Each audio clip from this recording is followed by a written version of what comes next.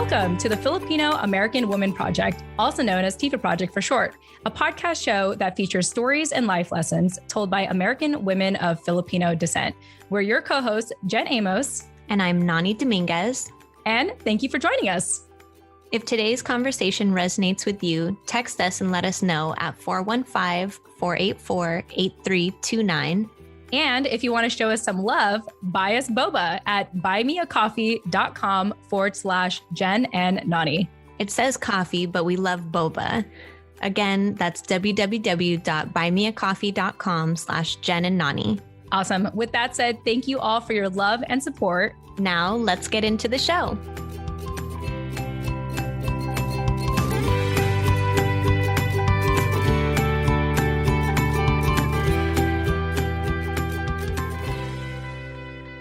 Hey everyone, welcome back. Jen Amos here. And of course, with my co-host, Nani Dominguez. Nani, welcome back. Hey everyone, welcome back.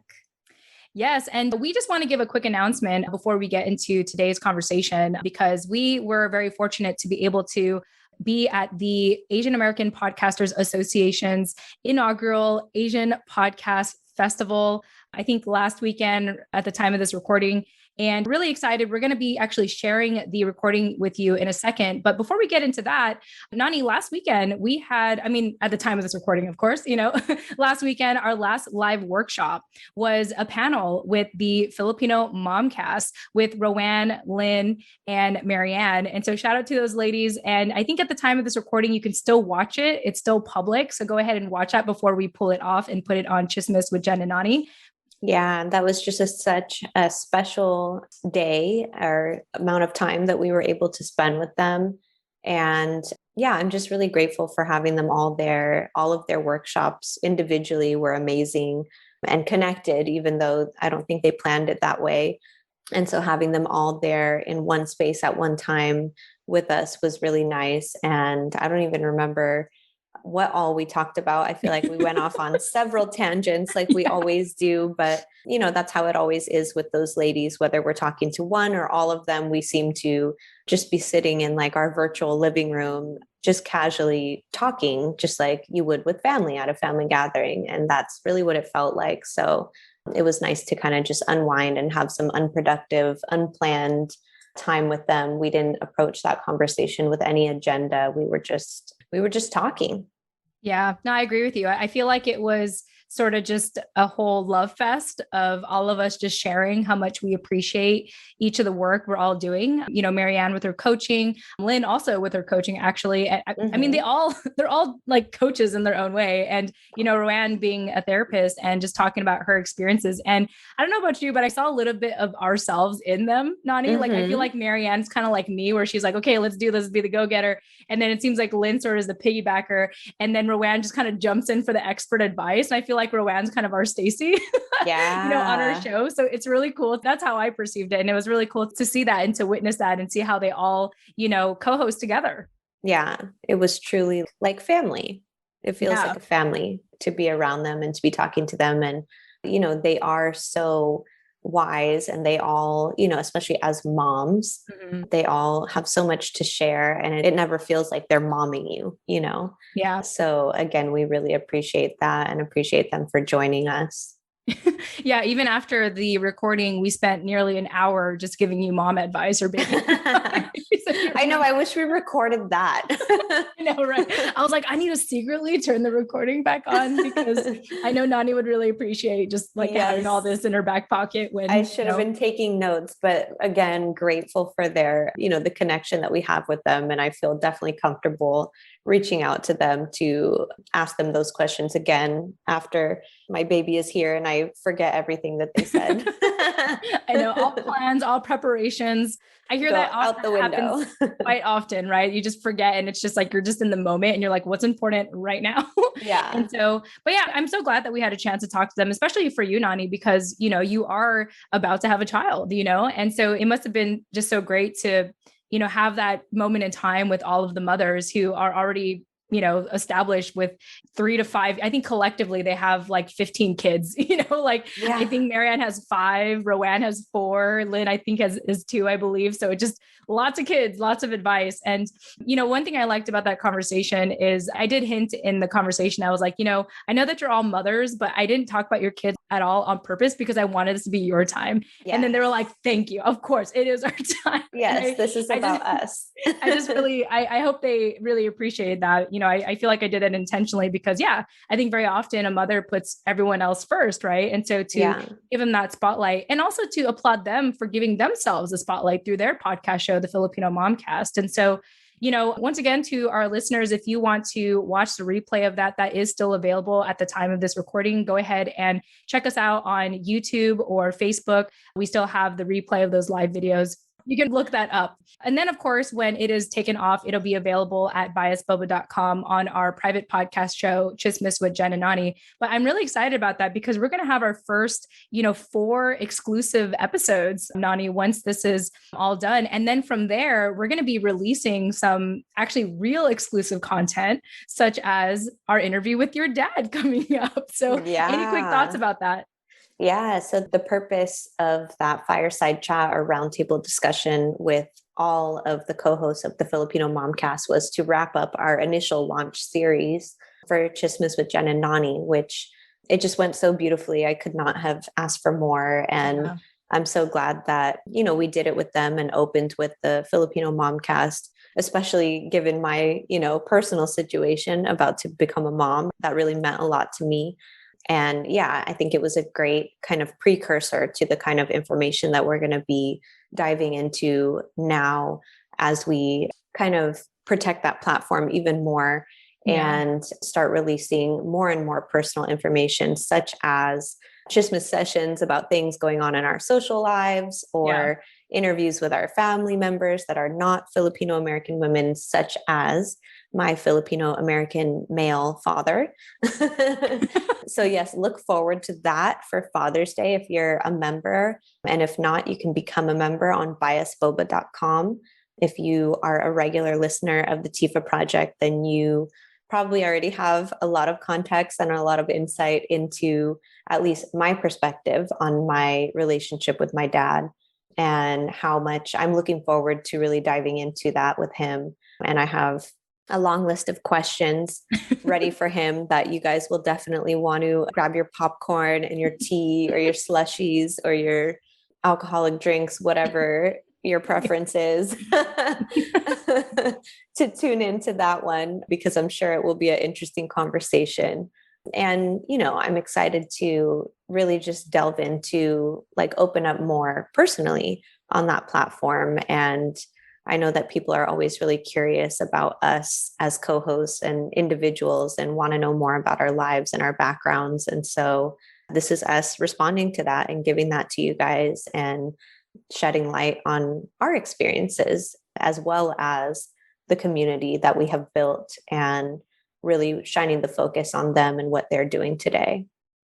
Yeah, absolutely. And thank you for elaborating on that, Nani. And, this is, again, just like what Nani said, this is in response to all of your feedback and wanting to get to know us more. I thought it was fascinating, even looking at the stats, that the initial episodes of us being together, those episodes are more downloaded than some of the guests sometimes are like, oh, okay, people like hearing from us say about the world. And, I often hear this in the podcasting community that people come for the guests, but they stay for the hosts, and it's just been so cool that so many of you, a lot of our day ones have been with us throughout this whole time and continue to engage with us. And we can't thank you enough. I want to give a quick shout out, Nani, to Sapphire, who actually bought us 3 cup bobas. Thank you, Sapphire. Yeah, so shout out to Sapphire. She's been on our show twice already. So if you want to check her out, she is episode 52 as well as episode 76. And she was actually there at the inaugural Asian Podcast Festival. And just a quick note here, she just said that you're both amazing. So thank you, Sapphire. We think you're amazing too. Yes, we're equally fangirling over you. And I remember reflecting on the recording that you guys are about to hear from the inaugural Asian Podcast Festival, that Sapphire asked a question that I think we get asked a lot, or that maybe a lot of our listeners want to know or are curious about, which is how do you bring up kind of those taboo, touchy topics, stuff that we talk about here on the show with your family or with your parents or elders who may not necessarily agree with your viewpoints or be as open-minded to receive your perspective, but that it's really important that you have those conversations with them. She was asking our advice on how to approach those kinds of conversations or intergenerational conflicts, if you will. So definitely stay tuned for the end of this episode to hear our take on that and how we answered that question. But I thought that I would give that as a little foreshadowing to what you're about to listen to in this episode.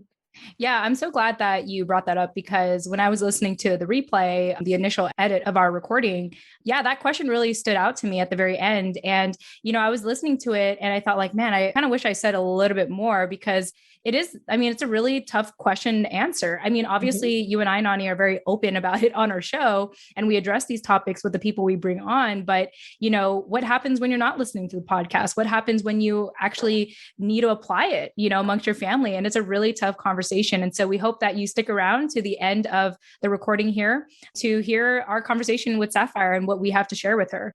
So a little bit more about the Asian Podcast Festival. Apparently, according to the Asian American Podcasters Association, this was the first ever Asian podcast festival, Nani, like ever. And Lee, who was hosting it the entire day from 11:30 a.m. to like 9 p.m. at night because her co-host unfortunately couldn't make it. But I remember at the very end, I hung out till the very end and at the end, she was thanking everyone. I was like, Lee, like, we got to thank you because like, I get exhausted listening to one whole interview. You listen to all of our podcast shows and you asked us very specific questions about our recording. And so I really just want to give a shout out to Lee and obviously Andy, who couldn't be there, but he was very much behind the scenes. But those two are the co-hosts of Asian American Podcasters, the podcast show, as well as running the Asian American Podcasters Association. So I just want to give a shout out to Lee and Andy and, thank them for inviting us to be on the show. And so really what this festival was about, Nani, is, a lot of Asian podcasters came together to do a live recording of their show. And for us, because at the time we just did our presentation at the Bulosan Center about Pinay podcasters, an academic paper, we had decided to do it again, but not really like the same exact conversation. I think we expounded upon the Maria Clara archetype, as well as covered other parts of the presentation that I didn't have time. For example, giving a shout out to some of the feedback we've had, a shout out to Leia, who, I wasn't able to mention on Friday, and also Giselle, and just kind of how we were quoting them in the academic paper. But I'm curious to know on your end, Nani, how was that experience for you to kind of do that live recording in front of everyone? Yeah, it was a lot of fun. And I appreciated that coming after our workshop at the Bulosan Center conference, because at that conference, we were working with a very like strict and limited timeline.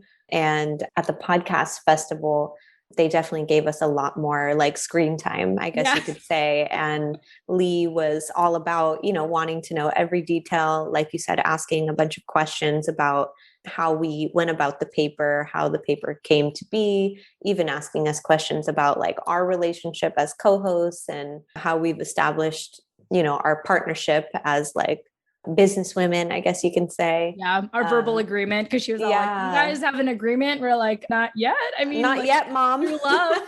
Yeah, right. No, mom. It's like, but no, I appreciated her like wanting to dig in that way, because it did take a lot to produce this research paper. It was very out of our comfort zone, and it is a culmination of like everything that we've learned from doing this podcast. And so I appreciate that, like outsider looking in, like probing in order for me to reflect on it, because it took so much work to get here that I think once we were done, I kind of like shut it out and stopped thinking about it for a minute. And it got me to, just open back up and really think about all the topics that we covered in there and how really radical it is for us to be documenting all of this stuff in this archival format, I guess you can say. So I just really appreciate the chance to present it again and present it in a way where we weren't, trying to fit a bunch of content into this one tiny little slot. of time. So yes, it was nice to be able to expand on it. It was nice for people to be able to ask us questions in real time that we could answer. And I'm sure that a lot of the questions and comments that they made in this recording that you're about to listen to are also, things that comes up for our audience as they have been listening to the podcast over the last 2 years. So hopefully you guys will find that kind of Q&A dynamic relatable and helpful. Yeah. Absolutely. I appreciate you mentioning that about, someone such as Lee looking from the outside in, because you're right. Like, we're very involved in this community now that, to get that outsider feedback, I didn't realize, I guess, magnitude of that. And so I just want to give a shout out again to Lee, and as well as Andy, who couldn't be there, from Asian American Podcasters Association, to give us that opportunity to record live at the first inaugural Asian Podcast Festival. And so once again, if you want to have access to our academic paper, you can go to pinaypodcasters.com. And that's it. We hope that you enjoy this live recording. Obviously, it's not a live recording, but the replay of the live recording. It was live. Y'all missed out. Y'all missed out because I kept stuttering. I kept saying, now it's been edited, so you can't tell. Now you can't tell. Now it sounds professional. But no, it was funny because I don't even know if I was nervous. I think I was still trying to get into the mindset that I kept stuttering, and so it was just, anyway, it was a ton of fun. And thank you, Dennis, for cleaning it up. And of course, to our listeners, thank you so much for being part of our journey so far. We can't thank you enough. And we hope you enjoy this episode of our live recording at the Asian Podcast Festival. Enjoy.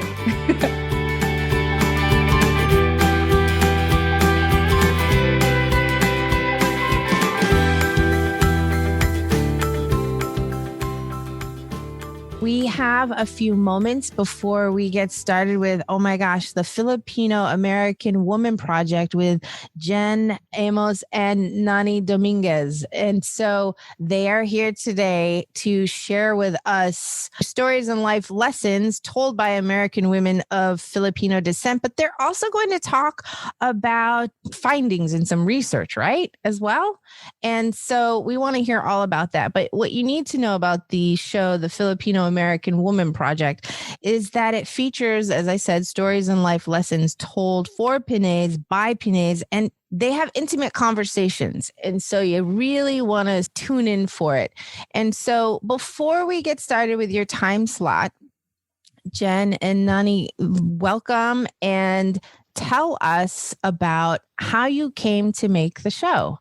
Thanks, Lee. Yeah. Well, hi, everyone. I'm Jen Amos, the founder and co-host to the Filipino American Woman Project, also known as TFAW Project for short, because the Filipino American Woman Project is a mouthful, but I like to use the full name on purpose because to give our, fellow Pinays, as is another term for Filipino woman, is a nickname for Pinays. But I like to use a name on purpose to purposely encourage all of us to take up space, because we already are taking up space. So it's just about owning it.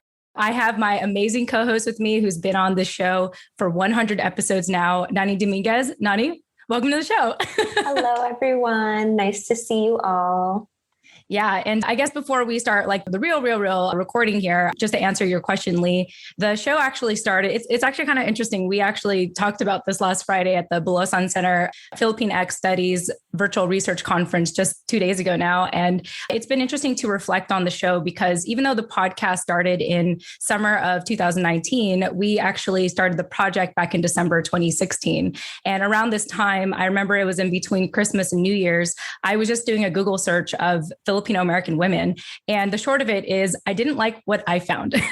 And I knew at the time I was running a social media agency. I knew that Facebook Live was all the rage at the time. And so I decided to create this project via Facebook Live. And I first brought on guests who I had like three traits that I was looking for. They considered themselves collaborative, articulate, or at least had the desire to speak. And then also just had a general enthusiasm for life. And the reason why I chose all that three is I wanted to surround myself with the Pinays that I wanted to be around. And I think for a lot of people in our community there's a lot of cattiness, a lot of what we call crab mentality, bringing each other down, and just a lot of submitting to that and just accepting the fact like, oh, well, people don't want to hear my voice, therefore I'm not going to speak up. And so fast forward to summer 2019, I actually went on a hiatus in 2018 because I moved from California to Virginia. And I started the podcast because I was just lonely. I was having a hard time trying to grow roots locally. And fortunately, that's when 6 episodes into the show is when Nani reached out to me. So Nani, if you want to share a little bit about how you found the show and what compelled you to join me on the TFAW Project. Yeah, I was going through a bit of an identity crisis of my own at the time, and I was looking for a way to connect with community and build sisterhood outside of my family, basically, because everything that I know about my Filipino identity obviously stems from my experience with my family. And so I just felt like I needed to kind of branch off from them a little bit and explore the community outside of that on my own. So I found Jen through Instagram, actually, and I just messaged her saying, I love the show so far. I think there were only like 4 or 5 episodes out at the time, and that I didn't want to be on the show, but I wanted to help produce it and somehow contribute to the project. And so we just jumped on the phone and ended up talking for like 2 hours about God knows what. Everything. And yeah, everything and anything. And at the end, she just said, why don't you jump on and co-host with me? And I said, okay, I'll try it. And the next day I did. And here we are more than 100 episodes later, still going and really have grown the show. And I think the most notable point of growth that I have noticed is that a lot of the topics that we talk about on the show that are really culturally taboo topics that are not discussed in our households or at our dinner tables or even in our social circles, we've really been able to normalize those. So things like mental health, decolonization, identity politics, activism, all that kind of stuff, we've really normalized the conversation around. And I've noticed that on a larger scale, not just on our podcast with our guests, but also social media at large and kind of the larger cultural landscape that we are seeing today. So are you two like besties now? Yes, we are sisters. We're sisters for life. Yeah. Jen is my ate. I like to joke too. Oh, and just for people who don't know about ate means like older sister in the Filipino community. And so I never told her to call me that, but it means a lot that you called me that. So thank you. Yeah, I just gave her that title. Yeah. That's amazing. That's amazing. And one other thing that comes to my mind, which is, do you guys have a partnership agreement in place? Oh, like in terms of like business wise? Right. For the show? Oh, yeah. It's been very much verbal, but we are in the process of, we just started like this year to really focus more on monetizing the show. And so that has been in the works. So we're actively working on like a partnership. It's kind of like, oh, here's some money. Okay, let's backtrack and put it on a 1099 kind of thing. Right. So it's kind of that. But we actually been able to branch out of the show and actually work on other projects together because of the connections we've made on our show here. Part of it is actually not just interviewing people, but putting their stories in a book. And so that's one of the newer projects we've been doing that happened organically. We never intended on being in this space. And Nani talks about this a lot. It's like, it's because of the feedback of our community that we realize like, oh, you want this? Okay, we will give this to you. So it's just been a beautiful organic growth. And along the way, I was like, oh yeah, we should probably talk about, the revenue share and all that stuff. So kind of backtracking, right, Nani? Yeah, no, I think our connection and our approach to the work that we do, like you said, is very just organic. And so I think we're really blessed to be in a situation where we get along so easily and everything is very, mutual. So the contract and the paperwork kind of stuff has been on the back burner, but yes, we do intend to get that in order soon. No, and I bring it up. It's not a negative thing at all. It just puts things in the way you would want them to be going forward. And it can be, I like to joke about it and say, it can be as simple as an agreement on a napkin. Yeah. You agree this, we agree that, but that way it's just something that comes up because sometimes, and the two of you run your show so with togetherness and not everybody does that. And so It was just something that I just came off the top of my head. And it, again, we're live people. This is live. I'm glad you asked that question. I think it really just highlights, the dynamic between Jen and I is really special because it is truly like working with family. We may have just met a couple years ago, but she's my family. So that's kind of how we've approached it. And that's the thing. Podcasting really brings people together. Wouldn't you say? Like it's changed your life in whatever way. And now, without further ado, you are going to record your episode. Yeah. I mean, we'll just jump into it. Nice. All right. Well, without further ado, let's give it up for the Filipino American Woman Project with Jen Amos and Nani Dominguez. Woohoo! All right. Hey, everyone. Welcome back to another episode of the Filipino American Woman Project, also known as TFAW Project for short. I am your founder and co-host, Jen Amos. And as always, I have my incredible co-host with me, who's been with me for over 100 episodes now, Nani Dominguez. Nani, welcome to the show. What's up, everyone? Welcome back. Yes. And just some housekeeping before we get started here. If you want to get a hold of Nani and I, and if this conversation resonates with you today, we have a phone number. You can send us a text message or an audio message because, healthy boundaries, we're not always near our phones. So leave us an audio message or text message at our phone number, 415-484-8329. Once again, that's 415-484-8329. So fun fact, the last four letters, 8329, is actually the acronym TFAW, as in the Filipino American Woman. All right. So Nani, let me just start by saying how excited I am to be here today with the Asian American Podcasters Association First Asian Podcast Festival. And we have been involved with them really last year in December when the Golden Crane Awards. Yes, this is what Nani is here for. So the Golden Crane Awards. And so Nani, just real quickly, what does it feel like to be back and involved with the Asian American Podcasters Association for you? Yeah, I think that was like in December or sometime in the winter time. So It just feels like so much time has passed since then. And it's really good to see you all back here in this room. And we're excited to just continue our relationship with the AAP organization. And so, happy to be here. Thank you all for having us. Yes. So at the time of this recording, to our listeners who are listening to this after the fact, we are actually doing this live. So it's been so great. We already heard Sapphire do her part as well, who's been on our show twice already. So shout out to Sapphire for being here and for your piece earlier right before us. And so we're just really excited to be here today. And it's actually interesting because we already did a live workshop just 2 days ago, Nani, at the 2021 Bulosan Filipinx Studies Virtual Research Conference. And I just want to give this to you all in advance. If you want to look this up, the replay of our workshop is already available at pinaypodcasters.com. Go ahead and check that out if you want to go ahead and read our academic paper, which is titled Pinay Podcasters, Building a Self-Sustaining Community Through Storytelling, Collective Healing, and Learning and Collaboration. So a little backstory on this. First and foremost, I have not been in college for a decade.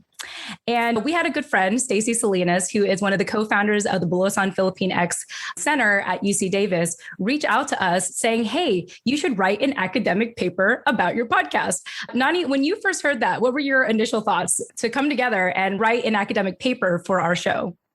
Yeah, I mean, I was honored that Stacy asked us, and I thought it sounded like a fun idea, although I did not go to traditional college. So I didn't necessarily know what that meant or all that it entailed in terms of like the formatting, the length, and kind of just the extensiveness that ended up going into it. So I think it was a lot more labor than I had originally thought. But again, so grateful to Stacy for pushing us to do that and to meet the deadline and attend the conference and present it. And I feel very accomplished now that that part is over, although we still have plans to continue and make it into some sort of ebook that will be more geared towards our audience. So it will go through several iterations, and we have even more editing and adding and things to do with it, but it was definitely a labor of love to get here. Absolutely. And, as I mentioned before we started recording, Nani is really the writer between us. And so, Nani, I just have to say publicly again for just taking the time. It was almost like a full-time job for you to actually take everything that I would put in an audio recording, transcribe it, send it to you, and then you make it sound really pretty in the paper. And so I just want to thank you again so much for doing that. And, part of what we were talking about offline is the partnership we have together not only has been shown on the show, but now has gone off the show where we are actually helping people amplify their stories in book form. And so again, we never planned to do that, but we just love the fact that this community continues to speak to us and asks us what they want. And more importantly, the fact that more of us are taking up space and want to take up space and want to work together to take up space, whether it's on podcasting or book form and any other medium. I'm really happy about it. I'm satisfied about it. Nani, want to see if you had any other thoughts about that. Yeah, no, I appreciate the recognition as always. So thank you. And it's just, again, makes me feel very accomplished in a sense that, this is our passion project. It's the work that we do outside of our work. And so it really goes to show how much that can pay off if you really just have the courage to explore your authentic narrative and what it is you want to do. And even if that means, staying up after hours outside of the hours of 9 to 5 to do that, you can really create opportunity for yourself. And it's basically an example of what it means to define your own success. Yeah, absolutely. So now I bet our listeners are probably wondering, what is this paper about? Like, y'all keep talking about it. Y'all keep hinting at it. You're telling me to visit the website, but tell me what this is about. And essentially, Nani, I like to say that this paper is a long love letter to our community. We really dive into the start of the podcast, why it began, and more importantly, how it started to become a sense of responsibility as the episodes went on to continue to show up and amplify our stories. As I mentioned, you had written a lot of the paper. So I want to see if there's anything else you want to add for our listeners to know who have yet to attend our live workshop or read the paper yet. Any thoughts you want to share with them that, they can look forward to when they read this academic paper? So the main part is about building a self-sustaining community. And I think that that's just so important for us. And basically what we're trying to allude to with why we feel so passionate about podcasting, why we choose this platform, because it is a way for us to carve space for ourselves and set our own standards of success, like I was kind of hinting at before, instead of, chasing after those conventional stamps of approval, if you will, from institutions like academia or corporate America, which so many of us struggle to do. And even if we are kind of forcing ourselves into it because of familial or cultural expectations, we really find ourselves like so unhappy or so unfulfilled for whatever reasons, because it's not what we want to be doing. So this is really a space where we can carve opportunities for ourselves to do that. And I think that this paper just really goes into detail about that. And again, the direction of this show, everything, the growth of this show, everything that's happened on the TFAW Project has really been a direct result of the feedback that we've gotten from the community, the conversations that we've had with our guests, and all the information that they've contributed, all the stories that they've shared to open up this dialogue between us and our community. And so it's really a direct result of the collective and the voices that we hear in response to the content that we put out. Yeah, absolutely. So I've been listening to the Asian Podcast Festival from the beginning so far. So shout out to everyone that's here. And there was something that Angela Chi from The Power of Only brought up toward the end of her conversation. And she talked about the importance of not being afraid to take up space. And the reason why I bring that up is because sometimes, Nani, we need to know why we are afraid of taking up space to begin with. I think when we can start unpacking that, maybe we can almost be angry at the fact that, oh my gosh, I can't believe I told myself this lie that I shouldn't take up space.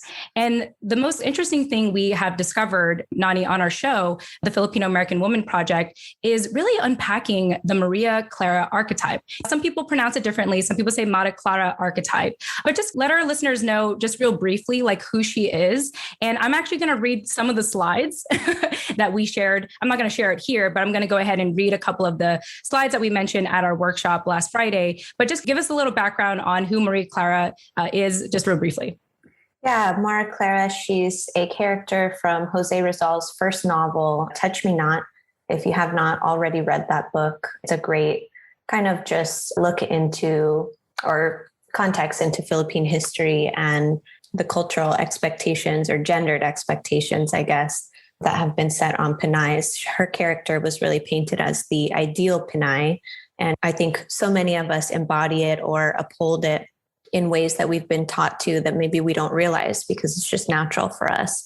She's this, she's expected to be beautiful and devoted and kind of just take abuse. And she has this history of just taking abuse and continuing to be devoted to her abusers in a sense. And so we can also draw a parallel when we look at it in the context of the world and the history of the Philippines as a country.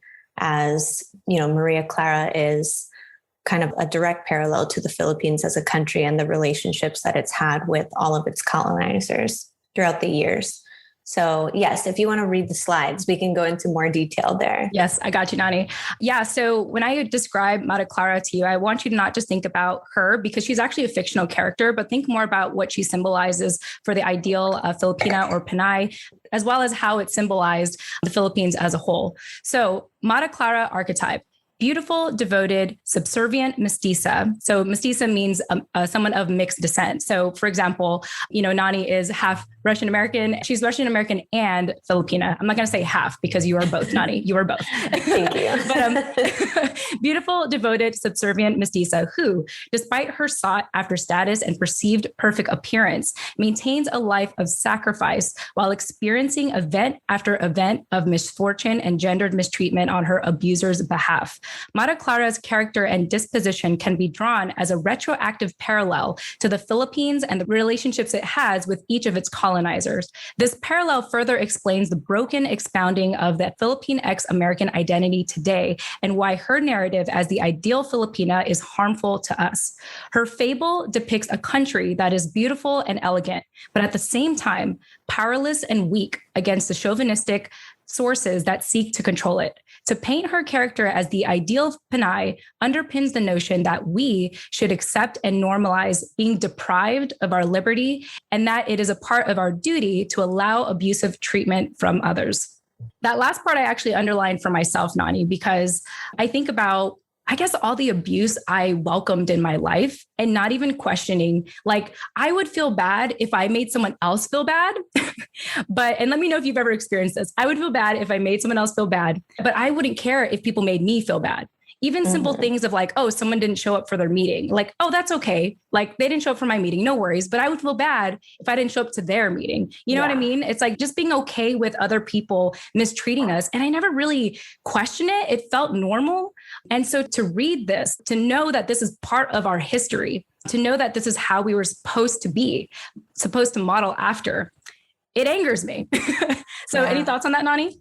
Yeah, no, I feel the same way. I mean, I think that, again, we all can recognize this in our own behavior in different ways. And for me, it's really come out in being like playing the subservient or support role in all aspects of my life, whether it's with my family, in my career, or especially in my romantic relationships that I've had. It's kind of like, these people that you're here to serve get to do and act however they want, whether or not it's harmful to you and whether or not, you're offended by it or hurt by it. Your job is still to serve them and to support them.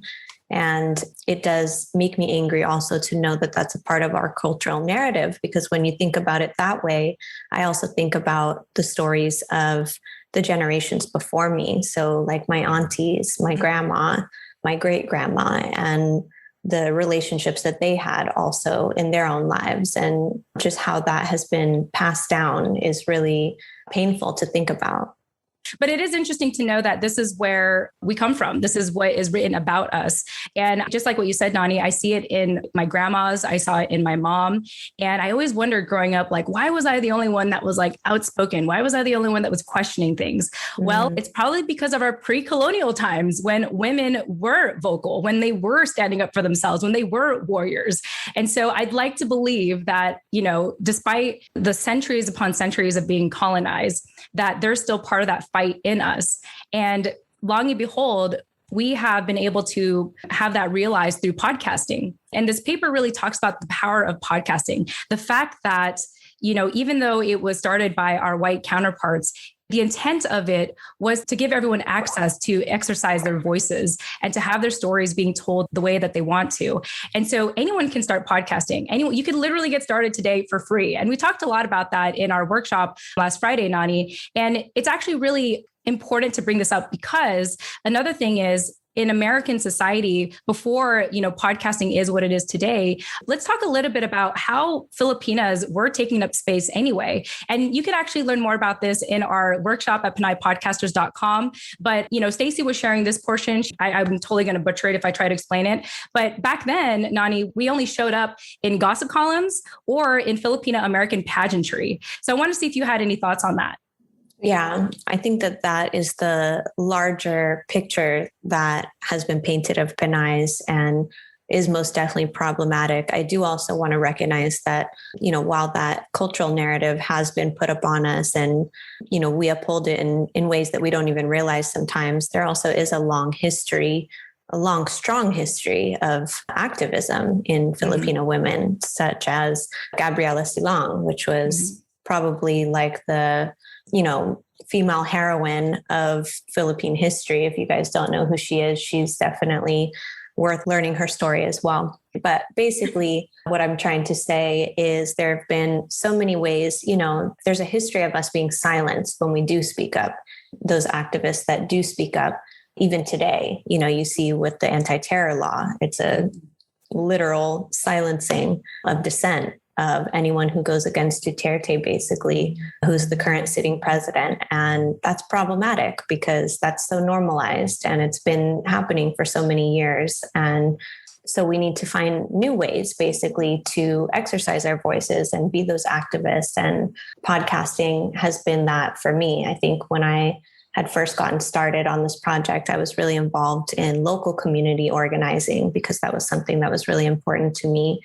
And with this platform that we've built now, obviously it takes up a lot more of my mental capacity and bandwidth, which is why I spend more of my time here. But it's also, a platform that I can use to achieve the same objective. And so that's really why I'm here today and why I encourage whoever, whether it be you coming on as a guest on this show or starting your own show, I really encourage you to dive into the podcasting space because the more we invest in ourselves, the more we can build that self-sustaining community that's not dependent and not needing that crutch of the systems that are not here to support us.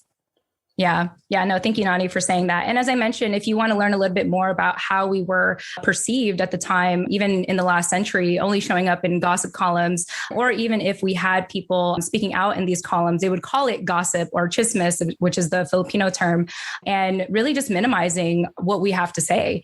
And then, of course, as I mentioned, the Filipino American pageantry, being only able to show up in that kind of fashion. And so, we are really in just such a unique time in history. The fact that, like I mentioned, anyone can start a podcast, anyone can exercise their voice in this way to be able to, I think, honor our ancestors, Nani, honor our ancestors, our grandmas, our moms, to speak up for them and to tell their story.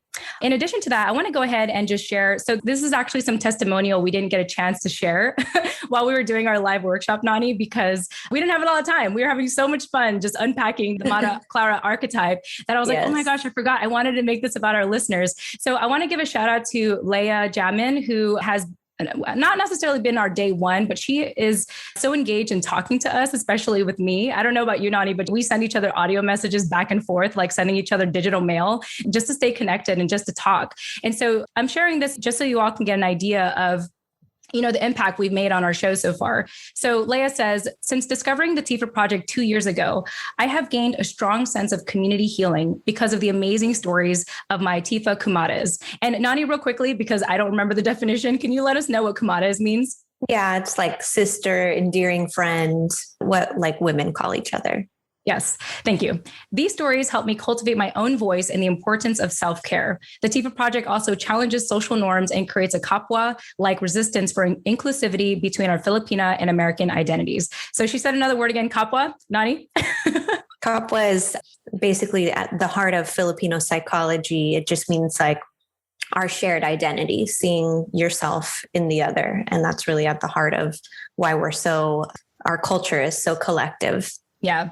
And this is why Nani's my co-host, because I always feel like she does more in-depth stuff of this. I'm kind of like the questioner. I'm like, well, you tell me, like, what do you think about that? Nani, like in her writing, in her newsletter, she's always the one writing about this. So this is why I always have to refer to her to give me some information on this.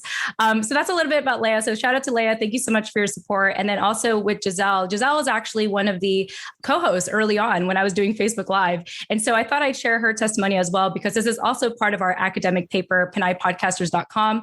She says, being a brown Pinay or Filipina has been difficult to navigate, not knowing whether to be fully Filipino or fully American. With Jen and Nani, the podcast, they reassure us that it's okay to be both and reclaim our identity in ways we see fit as we learn who we are and unlearn what we believed about ourselves. I just want to pause there for a second, because that's what I love the most about the show, Nani, is just like what Giselle said, we are reclaiming our narrative.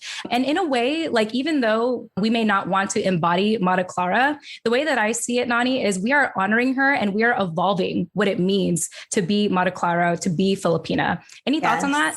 Maria Clara is not the villain. She's not the enemy, you guys. She is just, a manifestation of all of the patriarchal kind of expectations that have been pushed upon us. And so, and obviously we've been talking for the last however many minutes about how that has manifested in our own lives in several ways. And, it looks different today than it did back then in the 1800s or whenever he wrote that book.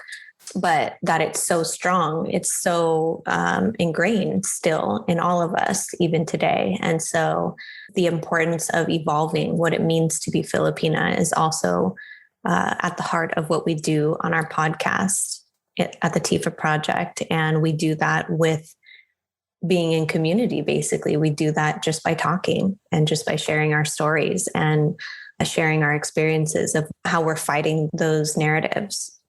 Yeah. And just to piggyback off of what you said, to wrap up what Giselle said, both with compassion, they and their guests graciously have the power of storytelling, let me say it again. Both with compassion, they and their guests graciously have the power of storytelling, acknowledging there's certainty in growing together as a community and feeling gratefully known.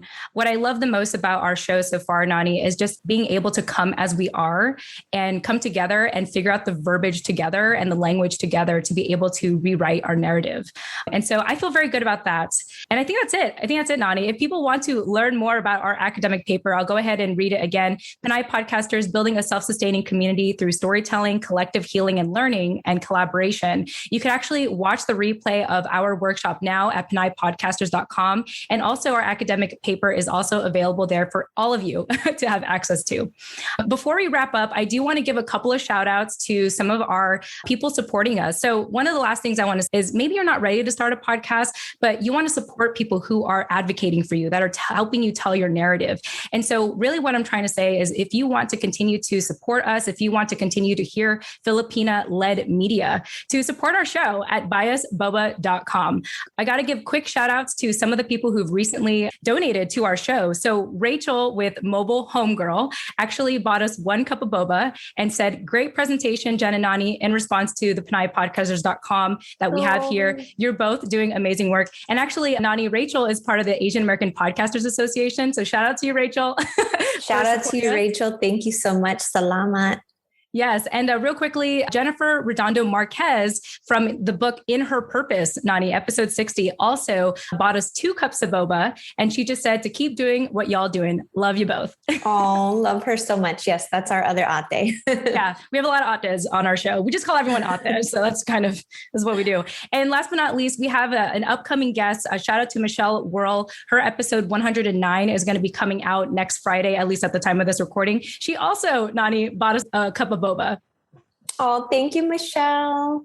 Yeah. So we just want to thank you all so much for listening to our show and continuing to support us. And like I said, if you want to continue to support us as well and continue to support Filipina-led media, to check us out at biasboba.com to support us in that kind of fashion. But with that said, I think that's all I have to share. Nani, anything else from you?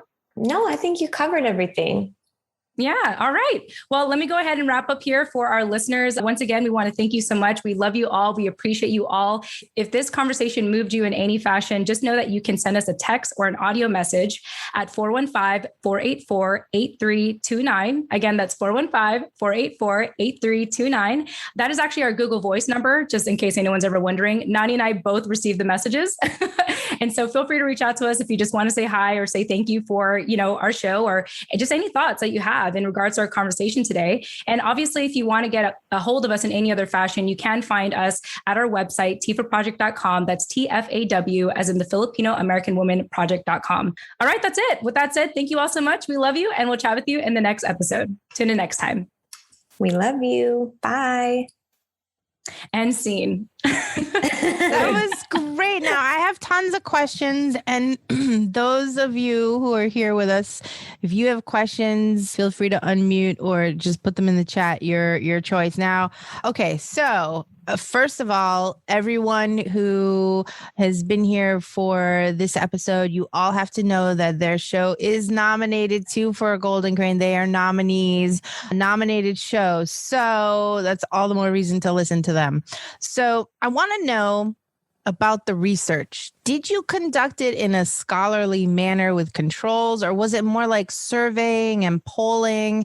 And then how many subjects did you talk to, or tell us about the actual research and what format did you follow when you wrote it up? Is it as though it could be in an academic journal, or just tell us about that before I jump into my next questions? Oh my gosh, I feel like it was a mix of everything, Nani, right?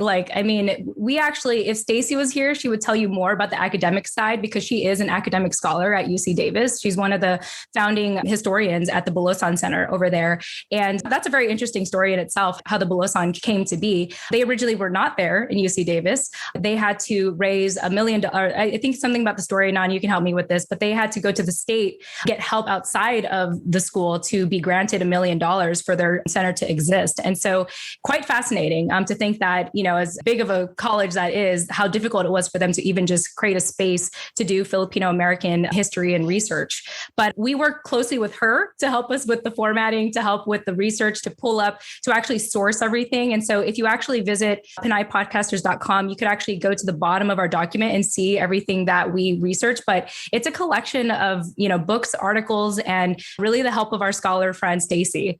Yeah, I think a lot of the research, quote unquote, that went into the paper was pulled off of the podcasts and pulled off of the interviews that we've had on the podcast. We've interviewed Stacy a number of times, who has shared, we call her also our resident historian, because she's always sharing history and cultural context with us on the topics that we talk about. And so a lot of that just came from those conversations that we've already had with her and with other people who also have shared similar information on the show. In addition to that, Jen did a number of interviews or reaching out to other women of color podcasters to get their experience and their kind of 2 cents on what the podcasting space, or what getting involved in the podcasting space was like. We reached out to a lot of our guests who regularly communicate with us and give us a lot of good, valuable feedback. So we included, we wanted to make sure we included their voices in it as well. And then there was also the kind of research part of it, where we were pulling like quantitative data to put in the beginning of the paper to kind of set the stage for what getting involved in the podcasting space was like, and how that has really transformed over the time that we've been here. So it was, a mix of things. And I think the approach that we took was just dumping all of our thoughts into a Google Doc. And like Jen said, she doesn't like to write a lot, so she would transcribe her audio. And then I would kind of go back in and expand on the writing part and make it into like one cohesive voice. So it was definitely a process, but there was a lot of different moving parts, I guess, in terms of the research that went into it. Yeah. And to also answer your question, Lee, so we could make it into an official academic journal. It's just that talking to Stacy, we would have to keep it, I think, up to 25 pages. Nani, I think is what she said. Oh. And so I jokingly said to her, like, oh, we're going to go rogue and we're going to like self-publish on Kindle. So that's part of what we want to do because we want to be able to incorporate more stories in it. It's really like the initial draft of what we have so far. But yeah, we really could condense it if we want to. We're just like, well, we want to get it out there to everyone. We don't want it to just be archived, at a college. We want other people to be able to read it. And so that's part of the process is it might be a hybrid of an academic paper, but also a book that we can publish and make accessible to everyone. And so we have a comment. Gillen says you guys are great and she really resonated with your episode. And thank you for sharing the content that you did today. And I'm fascinated. So I want to know, tell us about Pinay. So if you could also, for those watching, share a little bit about Filipino history and culture a little bit. So at the top of it, I was like, oh, Pinay, but it's Pinay. So tell us what that term is exactly. And then let's go from there because I have other questions. I just want to like jump on these. Like I'm fascinated. Yeah, so. Actually, I can just pull from our paper because again, like go to the source. Yeah, I'm going to go to the source so I don't butcher this because it's being recorded. So we do have Pinay. So let me read the kind of the description for you. So Pinay has a particular class and cultural connotation for Filipinx in America. And the reason why we use Filipinx instead of Filipino is because we want to be inclusive with people who maybe don't identify, maybe they identify as non-binary, for example. Nani, I don't know if you had any other thoughts about the definition Filipinx. I normally use Filipino because that's what I identify with. So I want to make sure that I'm honoring the Filipinx identity correctly. Yeah, I notice everyone has a different answer to that question on what is the most appropriate term. And obviously it depends largely on your own identity politics and how you identify, which is fine. So we do use the X just trying to be abbreviated, but also inclusive as possible. I think it is important to note in pre-colonial times, there was the Philippines was special. Since you're asking about the history, the Philippines was really special in the sense that gender was much more fluid and much more accepted. Like women were warriors, they were healers and medicine healers or whatever, but they were also warriors and they also took on a lot of tasks that today are seen as or considered very masculine. The way that they dressed, the things that they did, everything was much more fluid back in those times. And so in a way, the Philippines is a very special place. Pronouns are something that's really like a hot topic today. And everyone wants to put pronouns. Instagram just added it to your profile so you can put your pronouns. But in the Philippines, actually, siya is pronoun for both he and she.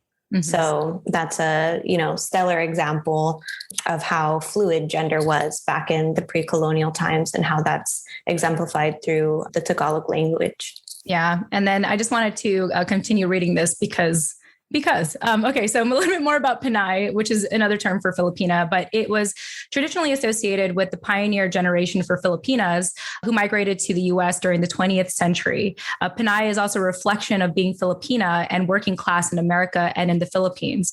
Pinay implies lower and working class of Filipino women and has been subject or terminology has been misused when describing Western interpretations of Filipina as sexualized fetish. But for this paper, we use Pinay to represent the diverse and intergenerational of being Filipina in America. So that's a little background. I know there was a lot of terms we use like Filipina, Filipino, Filipinx, Pinay, but hopefully that gives you an idea. And also just Nani's explanation of siya, which means, he or she, or I guess in American terms, they or them. So I hope that helps, gives you some history lesson there, Lee. Absolutely. Absolutely. And so what I'm gathering is when it's a research project where you jumped into archives and things versus the other type of research paper, which is like sampling and dealing with people and questioning them to find out certain things. Is that right? I guess it's a good, yeah. I mean, it's definitely not like a super scientific thing where we got like a focus group and asked them certain things. It was more like, like what Nani said earlier, touching base with, our listeners who engage with us all the time to pulling sources like from, books or articles from the past to be able to, reference like why we're in such a unique time today to actually be podcasting, and that we really shouldn't take it for granted. I mean, literally right now in the Philippines, you can get killed for speaking your mind and speaking against the government. And so, I mean, I'm almost afraid to even go back to my own motherland because of how much we've disclosed on the show. Yeah. But it's, it goes to show that like we really, as Americans, as Asian Americans, are in an opportunistic time to exercise our voices. And also with the whole cancel culture going on with social media, I mean, like, I haven't heard a podcast show get canceled yet, so that's another opportunity as well, right? Like this is just important to recognize how powerful it is to do this today. It's such a hidden gem. And really that's what this paper is about, is acknowledging where we came from as a Filipino culture, as Pinays, to the unique opportunity we have today to actually exercise our voices. It's just that like so many of us in a way perceive, because of all of this, we sort of think or assume that we still can't speak up. And we are here to say, you can now, and you should. Like this is the perfect time to do it. And podcasting is a great place to get started. So I can't emphasize that enough. And that's part of why we named the paper Pinay Podcasters, because we want to normalize the fact that you should exercise your voice. Like this is normal. You can do it. You're already taking up space. So just own it, and own it with pride. Absolutely. Yeah. Absolutely. And we have a question from Sapphire. So there you go, Sapphire. Hello. Great job, ladies. Hi, Sapphire. Hi. Good to see you both again. Yes, good to see you. I've been on your show twice, and each time, like, you both do your research. You're both so eloquent and amazing. And I just love that. I've just loved knowing you. So that's not my question. So you do such a great job of engaging your community or like inspiring people to share your voice, like on a broader scale, like with the world. And me as a Filipino American woman who still struggles to have really difficult conversations with my parents or members of my family, I'm curious to know if you have any advice for engaging in like a smaller, intimate setting like that, because I find I'm an adult and I still struggle with, talking to my parents about certain things. So do you have any advice? Yeah, for sure. I mean, so at our workshop, we gave some call to actions at the end of our presentation. And part of it is starting that conversation with yourself, like having this kind of research, knowing where you come from, to have that conviction and almost like anger to be like, why am I sweeping things under the rug? Why? Like, why do I keep doing this? And so I think part of it is having that conversation with yourself and then having conversations with people that you trust. So, I mean, Nani, you can speak a little bit about this because, you wanted to individuate yourself from your family for some time to explore your identity.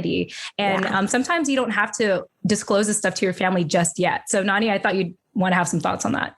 Yeah, I definitely was podcasting for over a year before I let any of my family even know. Like I literally hid it from them and blocked them on social media so that they couldn't see, because I didn't want their 2 cents. I feel the same way. I think that you are trying to describe. There's just certain topics that you just don't go there. And if you do, what kind of response to expect. And so I think there's a certain level of respect that you have to have for that, and a curiosity that you have to lead with to want to understand, where does that unwillingness to have this conversation come from? Where does that, wall that they feel the need to put up so badly and so quickly, where does that come from? And doing your own research and learning our cultural narrative and the context of our history. And a lot of that was kind of my journey in understanding, like with my grandpa, for example, growing up, I would always try and pull information and pull stories and ask him questions. And I just had such a strong desire to connect to my Filipino identity through his story, and he never wanted to share it. And so after he passed away, I really dove deep into community organizing, this podcast, just learning about our history outside of the context of what he had shared with me or what other people in our family shared with me. And that gave me a lot of background, and it explained so much that he wasn't able to, and even though I never got to have those conversations with him or with my grandma, because they both passed now, I feel like kind of at peace with all the things that I wanted to know, because I did that research on my own. And if you are lucky enough to, I also feel that same way about my dad. There's certain things that just like, I feel like fly over his head. he's not willing to be open-minded to have the discussions about. And it was really through sharing this podcast with him after I had been doing it over a year that he was like, oh, wow, and started binge listening to my conversations, Jen and I's conversations with each other and with other people. And it's really opened the floor for a lot of things that we weren't able to talk about before, or a lot of things that he would just go, I don't know, or I don't care about before. And so I think leading with curiosity for where they're coming from and the context that informs how they respond, but also sharing where you're coming from in a way that's not, trying to push any type of agenda or make them uncomfortable, basically just sharing. Yeah. And then the last thing I want to add on to that is one thing we learned in a lot of the stories, Nani and Sapphire, is that a lot of our relatives have experienced a lot of trauma, immigrating over here. Yeah. That they don't want to talk about their stories because it's almost like having them open up old wounds. Yeah. And so there's reasons for those walls. Yeah. And so part of why we do what we do is we can at least give you a temporary space to be able to exercise your voice or learn from our community. Because sometimes you just have to, like, even for me, I'm estranged to a lot of my family members, but I still feel so in touch with being Filipina because of a show like this, because there are people who wanted this. And sometimes we just have to learn that, sometimes that rejection from our family is redirection toward, another community that could really fulfill that need that you're looking for, to find those answers. It may not be through the family, unfortunately, but also just like what we're saying, to acknowledge the fact that maybe the reason why the walls are up, like Nani said, is because of that traumatic experience. And so, rather than kind of hitting this brick wall, to be like, well, maybe we can go around it through other outlets, through other communities. In the meantime, we've definitely have guests or we've definitely had listeners where I can think of some in mind, twins, Nadia, you know which ones I'm talking about, where they're estranged from each other, but now they're talking again because of the podcast. They get to talk, they don't talk to each other, but they talk about the podcast. And that's powerful. And just like what Nani said, how her family didn't know about the show after, I think, 55 episodes later, from what I recall. And now they're just supporting us, like even financially with biasboba.com. And so if not them, sometimes it's okay to go in a different direction. So, and you just never know that they may come back again and say, hey, I was listening to your conversation. I was listening to your podcast. And, and then maybe that could be the door to a conversation. So anyway, I hope that's helpful, Sapphire. Very helpful. Yes. Thank you so much. Cool. I talk and then I press the mute button too quickly and then it mutes me again. Sorry about that. But I have more questions. Can I ask more questions? I know Nani has to jump off in a bit. So Nani, just feel free to hop off when you can, but I'm happy to answer the questions. Yeah, no, go ahead. Okay. Yeah. So you said something about gossip columns. Yes. Expand on that. I'm like, what? Yeah. What? Tell us. So just real briefly here, I'm just going to pull up my notes because this was the portion that Stacy talked about for us. So this was like in the 1930s, there was a particular column she talked about written by a Filipina who on the article, it mentioned she calls herself Miss Spotter instead of her actual name. And part of that is because she really pointed out things against, let's say, her male counterparts or even just American society as a whole. And even though she was very articulate and critical, people would write her off as, oh, you're just being angry. You're just being, this is just gossip. Like, this isn't real. And Nani, feel free to help me with this. But people minimized this writer, Miss Spotter, despite the fact that she was very articulate and eloquent in calling out the society for what it was at the time. Yeah. So basically just, as we've tried to exercise our voices over time, we've just been pushed into these spaces that are either based around chismes, like gossip columns, or pageantry, like Jen had mentioned earlier, to kind of push us into that box of the ideal Filipina that's supposed to be, physically intact and, devoted and subservient and et cetera, et cetera.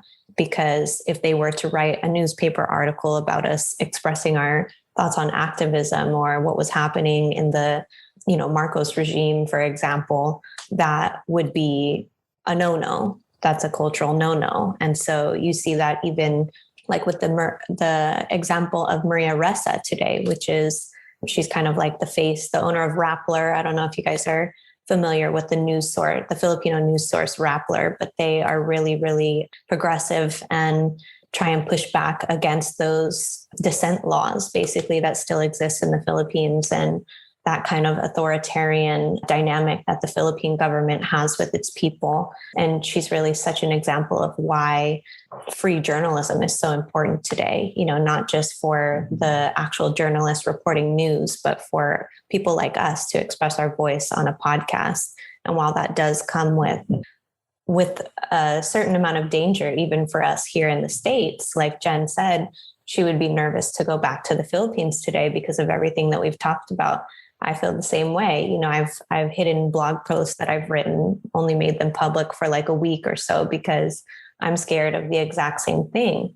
And it's a real thing. I know people that it's happened to. They go over there, and as soon as they get off the plane, they're being followed. They've been arrested, and the laws are different there. When you're over there, you really need to be careful. If you're someone that's been yapping a lot and expressing your opinions. And so historically, we've been pushed into these spaces of just being chismosa, like gossipers or beauty pageants, or, for example, I always am curious about, like I said, my grandma who had passed, what her thoughts on all these things were. And recently I found out that she was in a newspaper article, and I was so hungry to read it. And it was a newspaper article about a baby shower that she threw for someone and how elaborate it was and how, what a good job she did. And I was like, why is this of all things in the newspaper?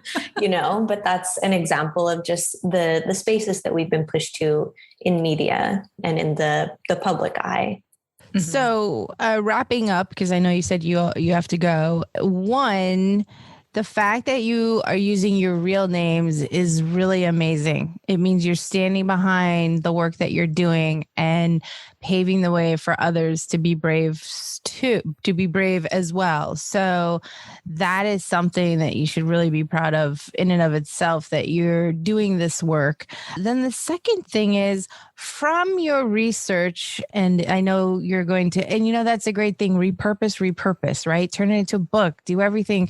What are some practical takeaways that you want people to do or have after interacting and connecting with your research? And it can be as simple as, I want them to do XYZ, or this is what I want for people who connect with our material. What would those things be?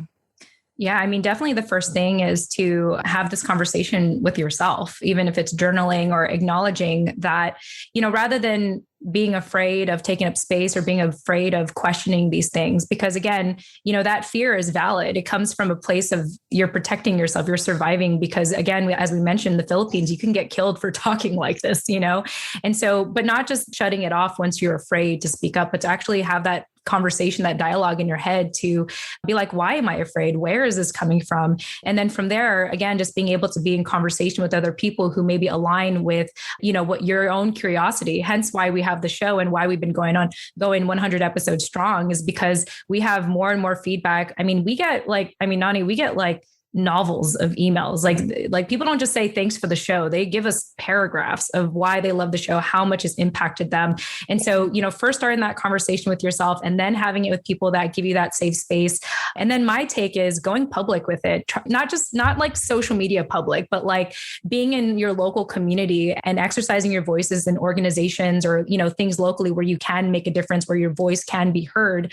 And then of course, supporting the media outlets that you want to amplify, the ones that you want to continue to support you and advocate for you. So that's very much like the main call to actions that I had mentioned in our presentation last Friday. Nani, any additional thoughts, any other main takeaways that you want to share? Yeah, I think the two that are most prominent for me are speaking up in the circles, you exercising your voice in the circles where you actually have impact, meaning like the conversations that you actually have with people, not just posting things on social media that someone will either read or not read, or just want to attack you for because X, Y, and Z, whatever, but in actual one-to-one conversations that you have with people in and outside of your community, to shed that light on our experience, and also to put your money where your mouth is. You have to go grocery shopping, you have to buy clothes, you have to buy personal care items. you can be intentional with where you shop and where you support. And that's really how we build a self-sustaining community, is by doing that and being mindful of where we invest not only our time and energy, but also, our money, our hard-earned money. Yeah. Yes. And absolutely. And so how will people be able to get your research?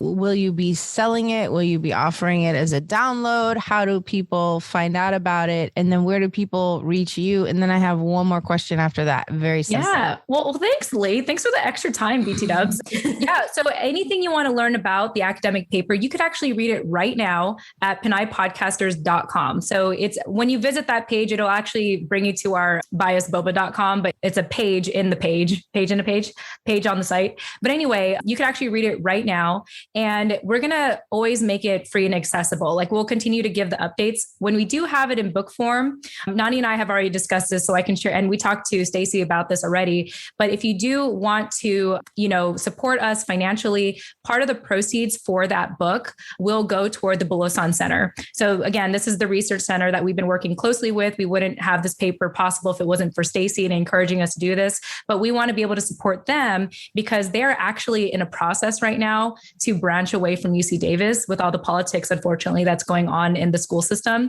And so they want to be, just like us, they want to be self-sustaining too. So we want to make sure that we support them. So whatever proceeds we make from the book, like I mentioned, is going to go directly to them. If you support us directly through biasboba.com, obviously we'll get part of it, but we want to give a part of the portions to them as well.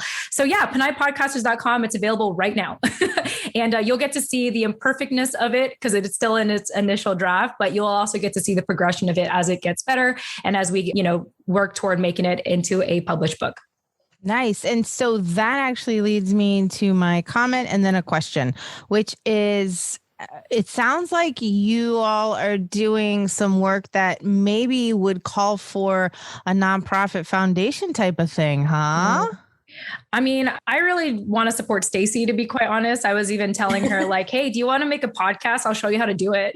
Can you guys, I kind of want to band with them, and so, yeah, but I mean, Nani and I talk about this all the time in regards to the direction of our show and how we want to give back and stuff like that. But I mean, we're not against it. We haven't really talked specifically about a nonprofit, but we are in the process of wanting to continue to make this very self-sustaining. And in regards to the legality side of it and the paperwork, that's still part of our to-do list to go over. But it's a good suggestion, Lee, and I appreciate you bringing it up. No, sure. And then Carol says that this is such a great podcast, and she thanks you for the amazing love and work you're all doing to carve out the space for the Filipinx, is that right, community? Yes. And on that note, Jen, you had mentioned outside of today's festival something important, and I would love for you to have a moment to share that too, because this is Memorial Day weekend. Mm-hmm.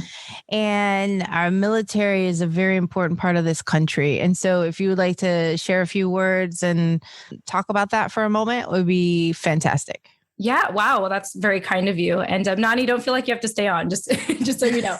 Yeah. Well, no, thank you. I wasn't expecting that. So a little bit more about my story. I'm a Gold Star daughter. And if you don't know what that is, it basically means that you lost a family member while they were in the military. And for me, that was my dad. I lost him when I was 10. He was about 18 years in service.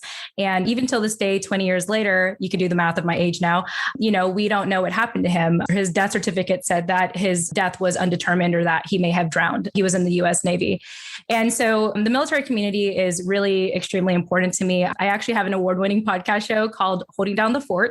And the website is holdingdownthefortspodcast.com.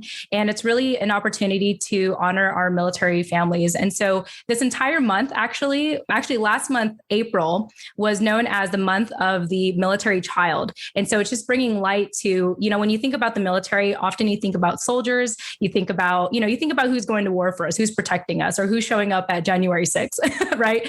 But you don't think about the kids. You don't think about their families that they come home to, their spouses that they come home to. And that's what this show is about. And so April was about Month of the Military Child. May is actually month of, Military Appreciation Month. So this entire month, it's been about, honoring our military families and service members. But this particular weekend, Memorial Day weekend, is all about honoring the military service members that we've lost. And so, I just want you all to take this time, even, today, to be able to, reach out to a veteran, reach out to a spouse, a military spouse, reach out to, even if you are a child, even if you were a military child. I know a lot of kids in the Filipino community come from the military, such as myself.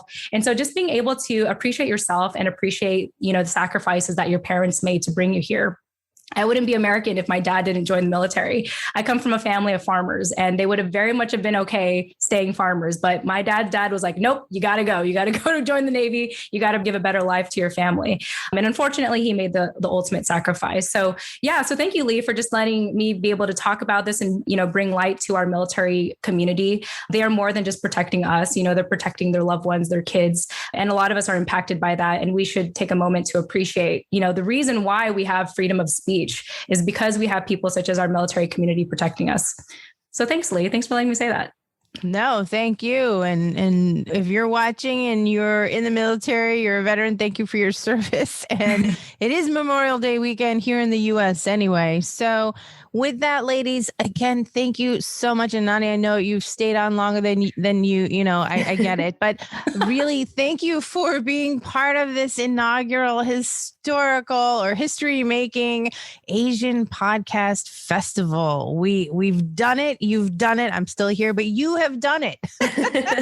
Yes, salamat kayo. Thank you so much for having us. I do have to drop, but it was so nice to speak with everyone today. And thank you for being here. Thanks, Nani. Talk to you later. Love you. Bye. Love you. Bye. And Jen, you can put in the chat and say again where people can hear this particular episode and what's coming up next for your show. Yeah, cool. Yeah, I mean, I already gave all the call to actions and my camera's blurry all of a sudden. That's great. Yeah, I mean, really, we're just going to continue to do what we do. We're just going to continue to show up. Like if anyone ever says like, what's one advice you can give to anyone? I just say, show up, show up and show up consistently because, it's so interesting when people are amazed by what we do. And I'm just like, Nani and I just show up every weekend. Like we make it a point to, record and all these things. And if you can just show up and show up consistently, like you'll be surprised at the support you'll get, the response you'll get from just doing that. So anyway, PinayPodcasters.com or TFAW Project.com. That's it. And just Google Jen Amos. I'm sure you'll find me. But yeah, no, I'll put it in the chat as well. But thanks again, Lee, for this opportunity to talk as long as we did. That was, I really do appreciate that. Thank you. Thank you. No, and for those of you watching either now or later, the whole thing of showing up is so true. Life, I tell folks, life, 9/10 of it is just showing up. And when I was a teacher, I would tell my kids, I feel like I've said this before. Have I said this before? Which is, what? Even if you don't do your homework, come to class because you're going to get something out of it. And it's more important that you're in class and you're here and you're present than whether you did the assignment, even though as a teacher, you want them to do their homework, right? And the thing is, Jen showed up when we had a call. Yes, bringing it back to AAP. When we had the call for Golden Crane Podcast Awards, she showed up. So now she's got a designation of nominated show on her logo, for example. And really, you just never know what's going to happen. And so whenever you get an invitation to go somewhere, just show up because here's the thing, you can always go home. But how many times have we shown up somewhere and something wonderful happened? And so on that note, absolutely. Thank you, Jen, for showing up here today.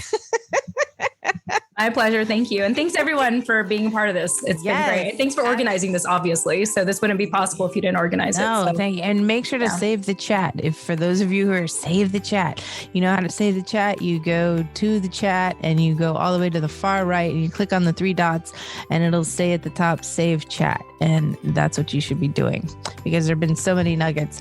And so with that, it's we are concluding the slot for the Filipino American Woman Project with Jen Amos and Nani Dominguez. Thank you so much. Thank you.